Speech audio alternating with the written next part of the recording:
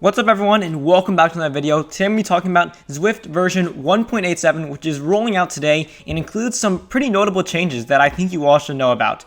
Now, diving right into the details of this update, the first thing is going to be that Zwift's France map has some new updates. Now, with this update, Ventop now has a similar heads-up display to the Grade and Alpe d'Huez, meaning it's going to be divided up into 10 sectors, and you're going to be able to see your time, average power, and stuff like that, and it just makes the whole climb a lot more professional looking and a lot easier to pace. And in addition to that, you're going to get the Alpe d'Huez spinner when you do complete the climb, and this has been a huge complaint of mine for the longest time, is that at the top of Ventop, even though you're climbing the biggest climb in Zwift, you're not getting a spinning wheel. Now you are getting that same Alpe d'Huez spinning wheel, so sorry to those of you who have already gotten all the unlocks. I guess you'll just be getting more XP.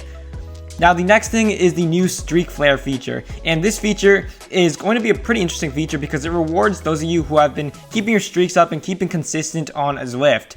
Now essentially how this works is that as your streak gets longer and longer, your Scotty Flair, as Zwift is calling it, is going to become more and more elaborate. Now we saw this first tease with the April Fool's update, which showed a little Scotty the squirrel in the corner of your bib, which is going to be sort of similar to what you're going to see with Streak Flair, but it's going to have a little bit more interesting stuff added to it as you get that streak longer and longer. Now, essentially how this whole Streak Flair system works is that at level 1, which is when you hit a 4-week streak, you'll get a little pocket medal, and that will stay there until you reach 12 weeks. Once you get past 12 weeks, you'll get a little keychain Scotty, which is little peeks out of your pocket, and that will be there until you hit 24 weeks of a streak. Now, level 3, which is the biggest level, is going to be where you have a 24-week streak or longer, and that will have a little animated Scotty in the corner of your jersey, which is honestly something really cool to see. Now, a lot of you can probably hate on this and say that this is a waste of Zwift's developmental resources, but I think this is honestly kind of a cool feature that rewards those of you who have been being really consistent, and it's kind of just a little bit more of an incentive to chase and just adds to the gamification of Zwift.